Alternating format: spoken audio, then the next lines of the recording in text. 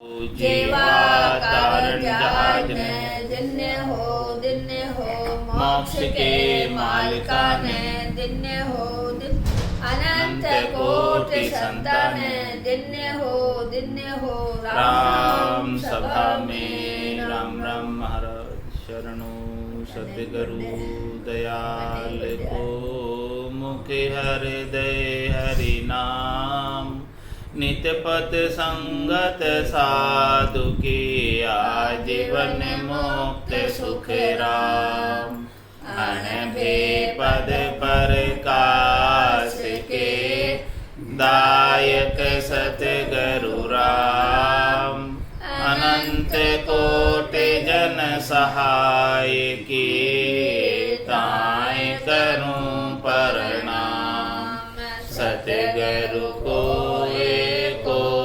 शब्द मन कोई लेवे मान तो सहज होते हैं संत दास मुश्किल आसान भक्ति भगवंत गुरु चतुर नाम बबुए जिनके पद रज परसता नासत विघन अनेक सब धरती कागद तरौ सब वन कलम कटाए सात समुद्र शाही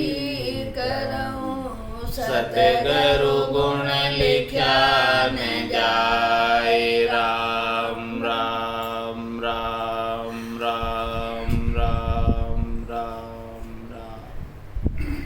आप सभी के अंदर विराजमान परमात्मा के पावन चरणों में प्रणाम। राम राम अनंत श्री सदगुरु सुखराम जी महाराज अणबे वाणी उपदेश का अंग चल रहा है। महाराज उपदेश के अंग के माध्यम से फरमा रहे हैं, कहो कुण जाले पनंग जले अपनी अंग ज्वाला कर्मी बड़ो वश करे मूढ़ मर कट चाला बिछुड़ी के सूत वृक्ष बेल पोखत जीव सोखे आखर सीखे ज्ञान वीर चूटे न दोषे गुण दुख देवे दूसरो सिंह मार सामर मरे सुखी राम पाप पीड़ पोख तायूं अकाज जीविका करे। महाराज फरमा रहे कि कोई किसी को कष्ट नहीं देता है और कोई किसी को सुख नहीं देता है। सब अपने अपने कर्मों के अनुसार सबको अपना अपना सुख दुख प्राप्त होता है। तो आखर सीख ज्ञान वीर चूटे इन दो से। महाराज फरमाने कि अज्ञानी जो है कुछ ऐसे मंत्रों को सीख जाता है, बेले मंत्रों की साधना कर लेता है और वीरों को बुलाकर उनसे चीज़ें मंगाता है। तो महाराज में बुरो रे भलो काहू को बंचे यूं कर नरका जाओ। उसमें चीज़ें मंगाने में चीज़ कहीं ना कहीं से तो आई है, तो जहाँ से चीज़ आई है उसका तो बुरा हो गया और जिसके पास चीज़ आई है उसका भला हो गया। तो उसमें एक का भला हो गया और दूसरे का बुरा हो गया। तो महाराज हमारे बुरो रे भलो काहू को बंचे, इस प्रकार की इच्छा क्यों करता है कि भी किसी का बुरा हो जाए और किसी का भला हो जाए। तो इसमें दोनों के कर्म तेरे ही बन गए। जिसका भला होगा उसके पुण्य कर्म तेरे बन जाएंगे और जिसका बुरा होगा उसके पाप कर्म बन जाएंगे। और ये पाप और पुण्य दोनों बाद नहीं लगते, माइनस नहीं होता। पापों को अलग भोगना पड़ेगा, पुण्यों को अलग भोगना पड़ेगा। तो दोनों को भोगने के लिए फिर जन्म धर के आना पड़ेगा। पुण्यों को भोगने के लिए देवताओं के ऊंचे लोकों में स्थान प्राप्त होगा और पापों को भोगने के लिए जाचनिक काया पशु योनि प्राप्त होगी और पुण्य को भोगने के लिए तेज पुंज काया प्राप्त होगी। तो ऐसी अभी कार्जिक काया प्राप्त करके मनुष्य अपने अज्ञानता की वजह से, नासमझी की वजह से ऐसे क्रियाएं करनिया कर्म कर बैठता है, जिससे किसी का भला हो जाता, किसी का बुरा हो जाता, लेकिन इन दोनों के भले और बुरे करने में स्वयं बन जाता। जो रिद्धाई सिद्धाई करामात करतूत बहिरंग पर्चे दिखाते हैं, वो इनके गले में ऐसी फांसी है। किसकी फांसी आ जाती है? पाप और पुण्य, ऐसे कर्मों की फांसी आती है। और ऐसे कर्मों की फांसी आकर फिर वो जन्म जन्म तक उसको भोगते ही रहते। कितने जन्मों तक उनको उनका फल धर्मराय भुगता था, क्योंकि धर्मराय तो किसी को छोड़ता नहीं, किए हुए कर्म सब जता जता कर भुगताता है। बोले यू बेण सुनाए सुनाए, कियोड़ा कर्म क्यों भूलियो जाए, देवे यू मार जताए जताए, कियोड़ा कर्म क्यों भूलियो जाए, अब को तुम्हारो कौन ऐसे, बोले यू जम सुनावे बेण।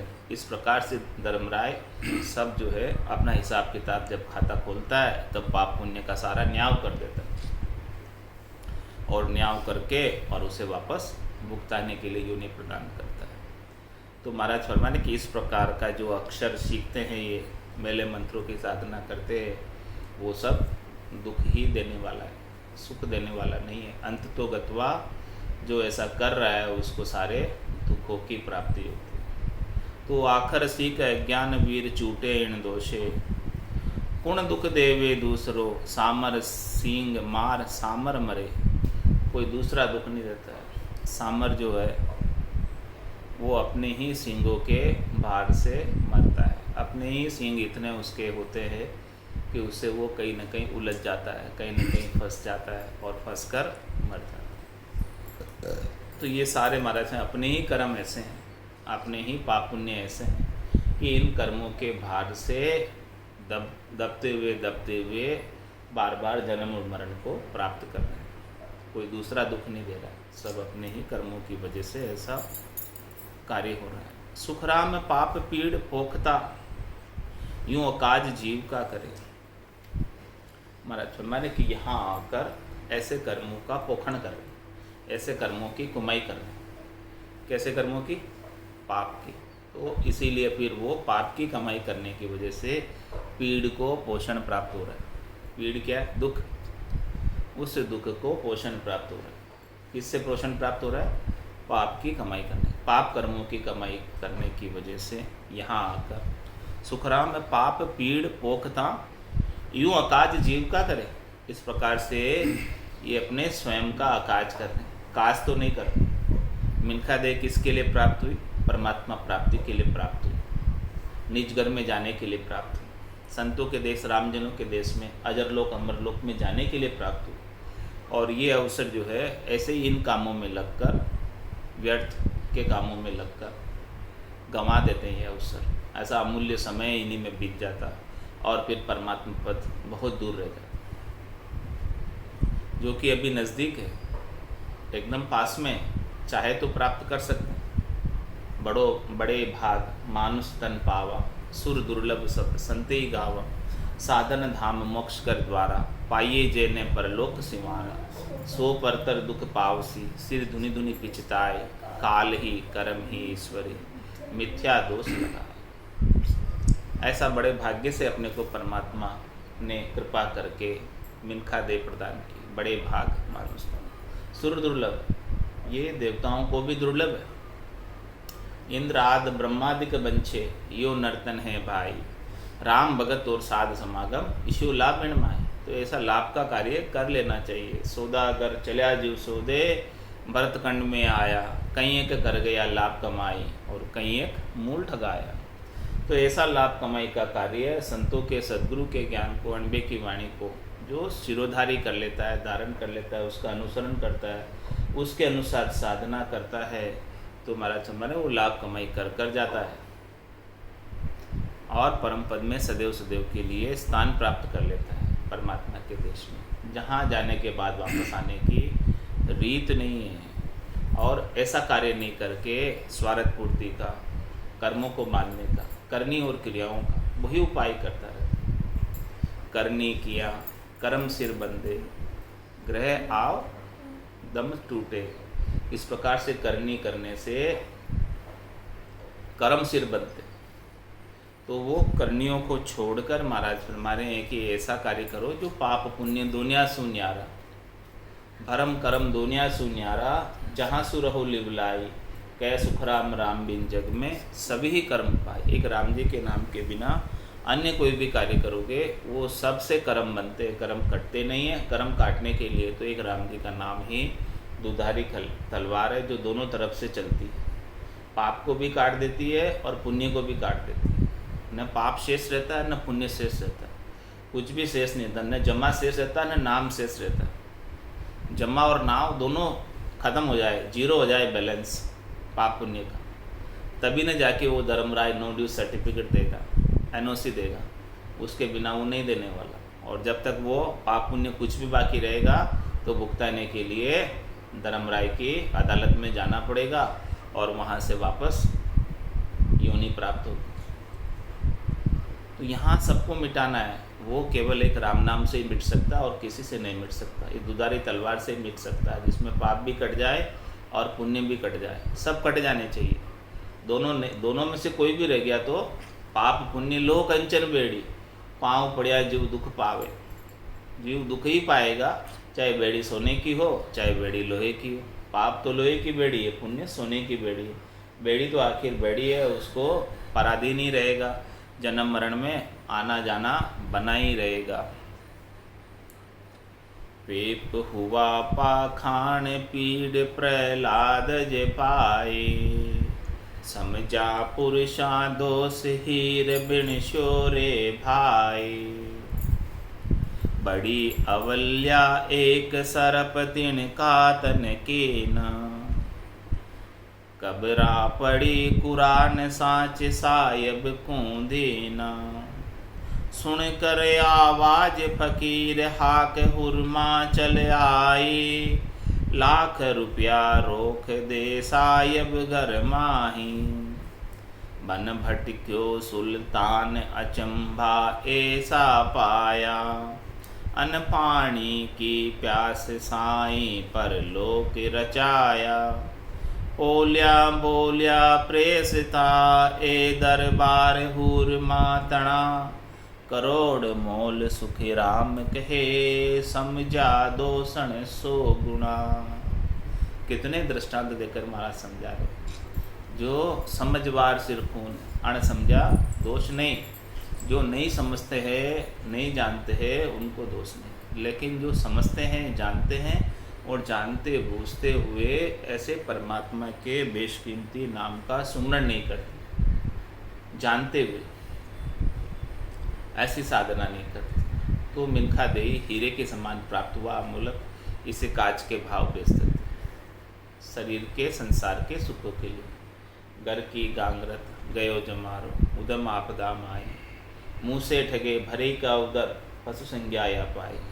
नर संज्ञा ज्ञान ध्यान गुण साध समागम, सिमरण कथा बिलासा, जागे जिते राम ही सिमरे, सूता वही अभ्यास।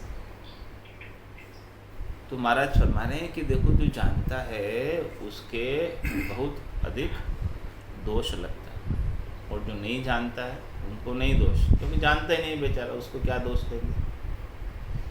जो जानता और फिर नहीं करता, फिर ऐसा कार्य नहीं करता। तुम्हारा दृष्टांत देकर समझा रहे कि पेप हुआ पाखाण पीड़ प्रहलाद जपाए। प्रहलाद जी का दृष्टांत दे रहे हैं। प्रहलाद जी की माँ कयादू नाम का महात्म्य जानते हुए भी जब दूसरों ने प्रहलाद जी पर बड़े बड़े शस्त्र चलाए जिससे उनको पीड़ा नहीं हुई, लेकिन माता ने पुत्र के मुंहों से फूल फेंके तो पत्थर हो गए जिससे उनको पीड़ा हुई। यानी समझदार पुरुषों को सब दोष है और बेसमझ को कोई दोष नहीं। पेप हुआ पाखान, यानी प्रहलाद जी की माता कयादू नाम का महात्म्य जानती थी नारद जी से। जब प्रहलाद जी उनके गर्भ में थे तब वो सारा ज्ञान उन्होंने प्राप्त किया था। इतना जानते हुए दूसरे सब प्रहलाद जी के ऊपर अस्त्र शस्त्र का प्रहार कर रहे थे। तो प्रहलाद जी नाम के पराक्रम से, नाम का ऐसा सुरक्षा कवच था उनके पास कि उस पराक्रम से उनके ऊपर बिल्कुल भी असर नहीं। लेकिन माता कयाधु ने जब प्रहलाद जी के ऊपर फूल बरसाए तो वो फूल जो है वो सुरक्षा कवच को भेद कर उनके पास पहुंच गए और अस्त्र शस्त्र तो पहुंच ही नहीं पा रहे थे, जिसकी वजह से उनको कोई कष्ट ही नहीं हो रहा था। लेकिन फूल बरसाए तो फूल उनको पत्थर की तरह लगे कि ये देखो मेरे ऊपर कौन फूल बरसा रहा है। क्योंकि माता को जो है ऐसी दया आ रही थी उनके ऊपर कि देखो इनके ऊपर इतने अस्त्र शस्त्रों का प्रहार हो रहा है, तो मैं कुछ इनका फूल बरसाकर इनको कुछ सुख पहुंचाऊं। लेकिन उन्हें अस्त्र शस्त्र का तो कोई दुख हो ही नहीं रहा था, तो उन्हें सुख पहुंचाने की, सुख प्राप्ति की कहाँ इच्छा थी। कोई सुख प्राप्त करने की इच्छा भी उन्हें बिल्कुल नहीं थी। लेकिन माता ने पुत्र मोहवश होकर उनको सुख पहुंचाने का उपाय किया। तो उपाय किया तो उन्हें वो फूल जो है पत्थर के समान लगे, राग में लगे कि देखो इतना जो है ये हमारे प्रति सुख पहुंचाने का हेत रख रहे हैं, राग कर रहे हैं हमारे से, तो ये राग तो बांधने का उपाय है। ये हेत, ये मोह तो बंधन का कारण है। ये हेत और मोह जब तक रहता है तब तक ये जीव इस संसार चक्र से छूट नहीं सकता, इस भव चक्र से, भव सागर से छूट नहीं सकता। वो तो और सुख पहुंचाने वाले के प्रति हेत कर लेगा, बंधन कर लेगा। तो वो माता के साथ भी अपना ऐसा बंधन नहीं चाहते थे प्रहलाद जी कि मैं जो है इनके हेत से, इनके मोह से मैं बंध जाऊं। तो वो उनको फूल जो है सुख पहुंचाने वाले भी दुख पहुंचाने लगे, भारी लगे। कि क्यों भारी लगे? क्योंकि ये तो मोह का कारण है, बंधन का कारण है।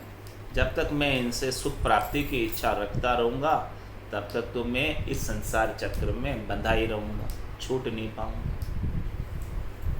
इस प्रकार की बात को प्रहलाद जी ने अभिव्यक्त किया है।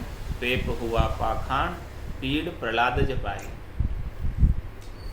उन्हें सुख जो है सुख नहीं लगा, वो दुख के समान लगने लगा, ऐसी पीड़ा प्राप्त की प्रहलाद जी। तो समझा पुरुष दोष हीर बिनशो रे भाई। महाराज भाई जो समझदार है, जो जानते हैं ऐसी, फिर वो संसार के अंदर मोह करते, आसक्ति करते, बंधन में बनते। उमा कहत में अनुभव अपना सतरी भजन जगत सब सपना। ये पूरा संसार स्वप्ने के समान है और इस स्वप्ने के संसार के लिए क्यों इतने दुखी होते हैं, क्यों इतने उलझे रहते हैं, क्यों अचके रहते हैं। समझा पुरुष दोष हीर बिनशो रे भाई। ये हीरा जो है, ये हीरे के समान शरीर है और ये समझते हुए इस बात को, जो इस जान गया कि इस मिनखा देही की कीमत कितनी भारी है,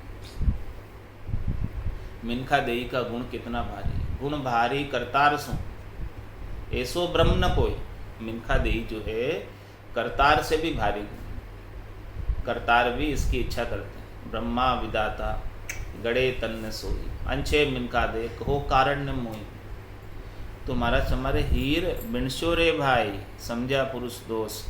जो समझदार पुरुष है उनको दोष है, और ये जो हीरा है उसको विनाश मत करो, इसका विनज करो, व्यापार करो, इससे कमाई करो। ये हीरे के समान आपको मिनखा दे प्राप्त हुई है, तो इस हीरे के समान मिनखा दे से लाभ कमाई कर लो 70 करोड़ की। इसमें मिनखा दे भी हीरे के समान और इसकी एक एक श्वास हीरे के समान, एक एक श्वास भी हीरे के समान कीमती है। कहता हूँ के जात कहाँ बजाऊँ ढोल, एक श्वास में जात है 3 लोग को मोल। तो ऐसी इसके अंदर कमाई करनी है। समझा पुरुष दोष हीर बिनशो रे भाई। ये हीरा जो है ऐसे ही विनाश को प्राप्त नहीं हो जावे, ऐसे ही इसका नाश नहीं हो जावे शरीर संसार के सुखों में। यदि इस बात की आपको जानकारी हो गई, सदगुरु जैसे जोहरी मिल गए और उन्होंने अपनी मिनखा दे की कीमत बता दी कि देखो इसकी कीमत इतनी है, फिर इसका विनाश कर रहे, फिर इसको ऐसे ही व्यर्थ गंवा रहे। किसमें व्यर्थ गंवा रहे? 4 पहर धंधो करे, सांझ हताया जाए, झूठी जोड़ा छेड़कर बदबाद करे न राय, बदबाद करे न राय, पचे सूतो घर जाए, वही सपना में जीव पड़े दोजक के माई, सुख रामदास गुरुदेव बिन यू नर गोता खाए, 4 पहर धंधो करे सांझ हताया जाए। इसी कार्यक्रम में लगे रहोगे 24 घंटे, तुम्हारा समय फिर भजन कब करोगे, सुमरन कब करोगे, अपना आत्म कल्याण का कार्य कब करोगे? तो ये हीरा तो मिनखा देई का ऐसे ही विनाश को प्राप्त हो जाएगा। समझा पुरुष दोष, इस बात को महाराज माने कि जो समझ गए उनको दोष है, और जो नहीं समझे कुछ जानते ही नहीं वो तो गंवा ही रहे ऐसे, उनके तो जा ही रहा है ऐसे व्यर्थ में। लेकिन जिनको पता चल गया कि भाई ये मिनखा दे बड़ी मुश्किल से मिली, बहुत कष्ट कर पाई, मिनक जन्म अवतार, इसको सुफल कर लीजिए, बच के सिरजनहार, भटकत भटकत नीठ मिलियो है, मानव तन अवतारा, सुरपत देव सकल सो बंचे, मिले न दूजी बारा। 84 वंश तो नर देही, भक्ति काज पिछतायो, हल होशियार करो नरसिंह, यो अवसर अब आयो, आज अषाढ़ो चाम सोमणी, समझ बीज नहीं बायो, अंत काल कार्तिको करसो, भजन बिना पिछताए, नर्तन खेत नाम कण निपजे, मोती पुल का बाया, निपजी साख साख फल फूली, फर गाड़ा कर लाया, भोलप मेरे साइया, मैं थी बड़ी गिमार, तुमसा प्रीतम छांड कर गई आन की लार। मानव तन दुर्लभ मिलियो, मानव तन दुर्लभ मिलियो, भाग मिलियो सत्संग है, समझ पाए सदगुरु कहे, जन्म न कीजिए भंग। ऐसा दुर्लभ मिला है मानव तन, सत्संग मिला और फिर भाग्य से सत्संग भी प्राप्त हो गया। संतों का, केवली भगवंतों का ऐसा अणबे का अमोलक अमृतमय वचन प्राप्त हो गए श्रवण करने को, दोनों टाइम मिल रहा है, और दोनों टाइम प्राप्त हो रहा है, सुबह और शाम। तो समझ पाए सदगुरु कहे, जन्म न कीजिए भंग। ऐसे जन्म को ऐसे व्यर्थ मत गमाओ, ऐसे जन्म को सार्थक कर लो, सफल कर लो।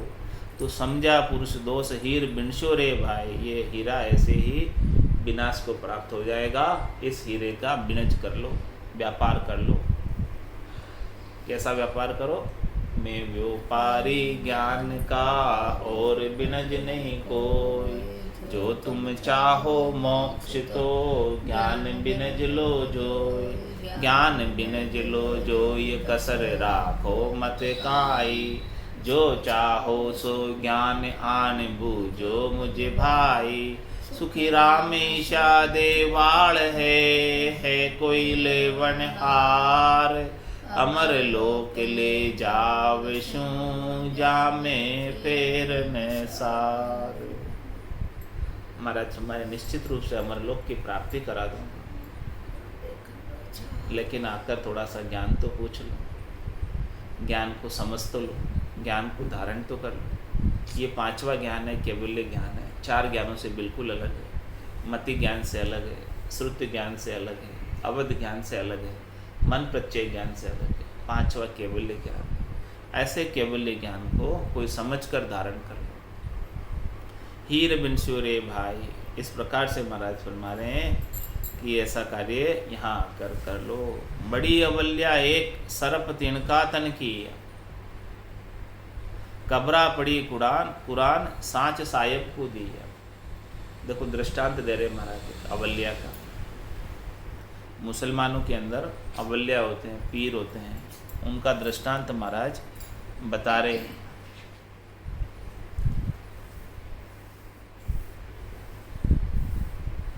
मुसलमानों में एक स्त्री भक्त थी जो दूसरों को उपदेश करती थी, अवल्या थी। तो अवल्या का कार्य उपदेश करने का, बिना पूछे किसी की चीज़ नहीं लेनी चाहिए, ऐसा उपदेश करते थे कि बिना पूछे किसी की चीज़ नहीं लेनी चाहिए। और आप खुद पड़ोसी के छप्पर में से तिनका तोड़कर दांत कुचर लेती थी।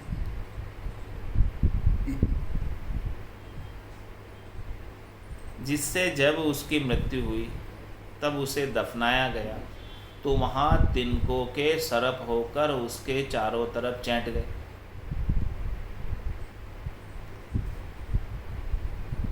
जब ऐसे अवल्या ने घर वालों को सपने में अपनी गलती बताई, सपने में आकर ऐसी गलती बताई और घर वालों को कब्र पर कुरान पढ़ने को कहा। जब सब जगह उसकी गलती प्रकट होने से वह कुरान से उसका दुख दूर हो गया। उसने अपनी गलती प्रकट कर मालिक से माफ़ी मांगी, यानी कन्फेस किया, स्वीकार किया गलती। तो किसी को भी अपनी गलती को कन्फेस कर लेना चाहिए। कुछ गलती है तो स्वीकार कर लेना चाहिए और उजागर कर देना चाहिए। गलती को उजागर कर देने से, स्वीकार कर लेने से, कन्फेस कर लेने से, माफ़ी मांग लेने से वो उसका जो है बोझ अपने सिर से उतर जाता है। गलती तो हो गई, लेकिन अब इसका उपाय क्या कि भी उसे स्वीकार करो कि गलती की, कन्फेस करो कि गलती की और उसे सबके सामने प्रकट करो। तो इसी प्रकार से अवल्या ने जो है उपदेश करती थी कि वे किसी की चीज़ बिना मांगे नहीं लेनी चाहिए, लेकिन स्वयं ऐसी गलती करती थी कि पड़ोसी के छप्पर से तिनका निकाल कर कुचल लेती थी बिना पड़ोसी से पूछे। तो क्या कह रहे महाराज, एक तिनका भी जो है नहीं लेना चाहिए बिना पूछे। एक तिनका भी ले लिया तो उसका भी भार रह गया उसके ऊपर। तब वो जो तिनके जो है उसकी कब्र में सरप बनकर आ गए, उसको चैट गए, उसको दुख देने लगे। तो फिर सपने में आकर उसने बताया कि देखो ऐसे ये तिनके मैंने पड़ोसी के छप्पर से निकाले थे, वो ऐसे मेरे को वापस दुख दे रहे हैं। तो इसके लिए फिर जैसे भागवत बाँचते हैं ऐसे मुसलमानों में कुरान बाँचते हैं, ऐसे कुरान बाँची। तो अब उसने ये बताई तो ऐसा वहाँ पर उनका ये दुख फिर दूर हुआ। इस प्रकार से बड़ी अवल्या एक सरप तिनका तन किया, कब्रा पड़ी कुरान साँच साहिब को दिया। ऐसी सच्ची बात उन्होंने बता दी, कन्फेस कर ली। कभी देखो हाँ मेरे से ये गलती हुई है, तो फिर गलती को स्वीकार करके उसका उपाय कर लिया। उसका उपाय करने से वो कष्ट से मुक्त हो गई, दुख से मुक्त हो गई। और फिर आगे, सुनकर आवाज़ फ़कीर हाक हुरमा चलाई, लाख रुपया रोक दे साहिब गरमाए। एक फकीर मालिक का घर बनाकर बेचता था। उससे जो आमदनी होती परोपकार में लगा देता था। उसमें से एक पाई भी अपने लिए खर्च नहीं करता था। इस तरह फकीर की आवाज़ सुनकर बादशाह की हुरमा आई और मालिक का घर 1 लाख रुपए में खरीद लिया। मालिक का घर यानी भगवान का घर है, परमात्मा का घर है, मंदिर है, तो उसने 1 लाख में खरीद। ऐसी बात जो है उसने कर दी। फिर क्या हुआ, बन भटक्यो सुल्तान, अचंबा ऐसा पाया, अन पानी की प्यास साईं परलोक रचाया।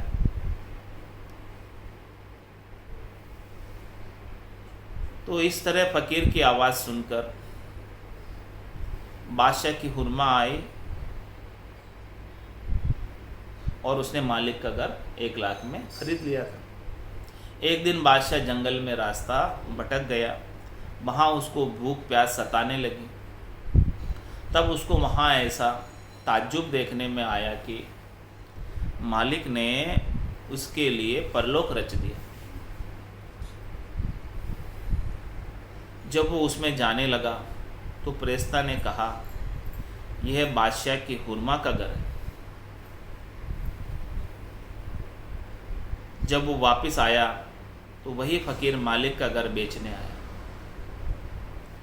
और उसने बादशाह को 1 करोड़ रुपए कीमत बताई, जिस पर बादशाह ने उस फ़कीर को कहा कि हमारी हुरमा को तो 1 लाख में दिया, हमको 1 करोड़ कैसे बता रहे इसकी कीमत। इस पर फ़कीर बोला, आपकी हुरमा ने तो विश्वास में खरीदा था, उसको ये थोड़ी पता था कि ये 1 लाख मतलब ये घर जो है परलोक रच देता है।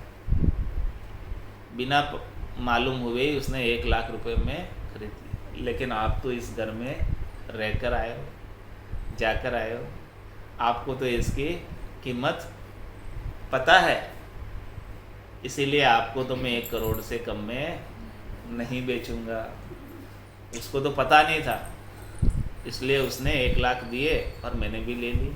लेकिन आप तो आपको तो पता हो गई, अब जानकार हो गए अब आप, तो आपसे तो 1 करोड़ रुपए के बिना कम में आपको नहीं बेचूंगा और आप खरीदेंगे क्योंकि आपको इसकी कीमत पता है। इसी प्रकार से महाराज फरमाने कि अपने को जब मिनखा दे की कीमत पता हो जाती कि इतना वैल्यूवान है मिनखा दे, फिर भी अपन उसको सस्ते के अंदर गंवा देते हैं ऐसे। इस पर फ़कीर बोला कि आपकी हुरमा ने तो विश्वास में खरीदा था और आप उसको देख कर आए हो, इसलिए 1 करोड़ रुपए कीमत बताई है। महाराज फरमाते हैं कि इस तरह समझदार कोई गलती करे तो उसको 100 गुना दोष लगता है। 1 लाख का 10 लाख नहीं, सीधा कितना कर दिया भाव, 1 करोड़ कर दिया, 100 गुना। 1 लाख को दो जीरो और लगा दिया, 1 लाख के बाद 1 जीरो लगाया तो कितना हो गया 10 लाख, फिर 1 जीरो और लगाया तो 1 करोड़ हो गया। तो 100 गुना वो देख के आया, इसलिए उसकी कीमत कितनी हो गई, 100 गुना हो गई। और जो नहीं जानता उनको तो 1 लाख में दे दो, ठीक। इस तरह महाराज समय समझदार कोई गलती करे तो उसे 100 गुना दोष लगता जानते हुए। अब ऐसा सदगुरु का ज्ञान मिला, सूझ मिली, सदगुरु मिलिया भजन का भेद, शब्द पाए गाफिल रहे तो क्या करे गुरुदेव। इतनी समझ सदगुरुदेव करा रहे हैं, मिनखा दे की वैल्यू बता रहे हैं, इतना सब कुछ कर रहे हैं, एक एक श्वास की वैल्यू बता रहे हैं, फिर भी ऐसे ही राम भजन में श्वासा जावे, सो सब रेत मिलाए, मन रे सिमिर सिमिर हलसाई, मन रे सिमिर सिमिर हलसाई।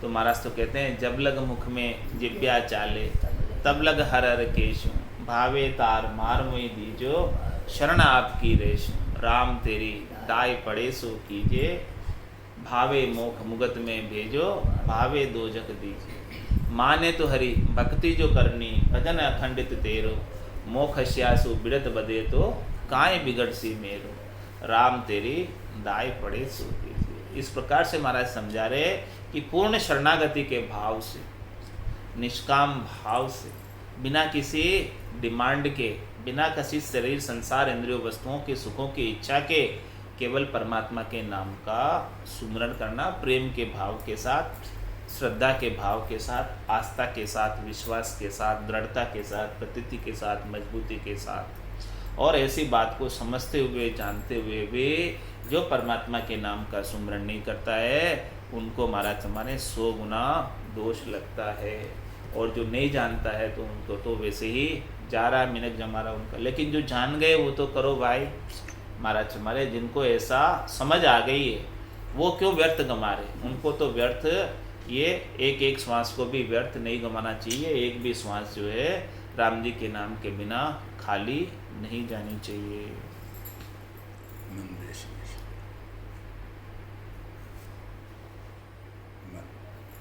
मन रे सिमिर सिमिर हल साई रे, मन रे सिमिर सिमिर हल साई, राम भजन बिन श्वासा जाए, राम भजन बिन श्वासा जावे, सो सब रेत मिलाई रे मन रे सिमिरे सिमिरे हल साई रे मन रे सिमिरे सिमिरे हल साई।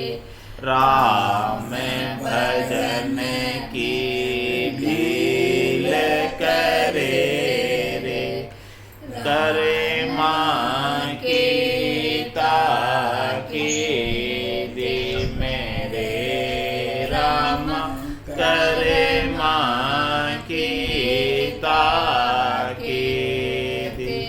सतसंगत तज जाय हताया, सतसंगत तज जाय हताया। फिट लाड़त तोएगी दी मेरे रामा, फिट लाड़त तोएगी दी रे मन रे सिमिरे सिमिरे हल साई रे मन रे सिमिरे सिमिरे हल साई। जग सुहेत साध सुपी को, जग सुहेत साध सुपी को।